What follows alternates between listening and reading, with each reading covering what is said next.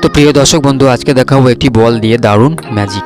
তো ম্যাজিক প্রথম দেখাবো, তারপর আপনাদেরকে শেখাবো। তো ম্যাজিকটি হচ্ছে বলটি হাতের মধ্যে এরকম নিয়ে হালকা করে ম্যাজিক পাওয়ার দিলে হাতটির মধ্যে, তো বলটি ভ্যানিশ হয়ে যাচ্ছে। তো বলটি কোথায় গেল? তো বন্ধুরা, ম্যাজিকটির কৌশলটি জানা যাক। তো কৌশলটি হচ্ছে একটি বল এরকম হাতের মধ্যে নিয়ে, তো এরকম হাতের মধ্যে নিয়ে, কিন্তু পিছনে দর্শক থাকলে হবে না, দর্শক থাকতে হবে সামনে, না হলে কিন্তু বুঝে যাবে। তো এরকম হাতের মধ্যে নিয়ে আস্তে করে বলটি এই হাতে নিয়ে নিতে হবে। তো এই হাতে নিয়ে নেওয়ার পর, তো ভালো করে দেখে নিন একবার, এরকম নিয়ে নিতে হবে।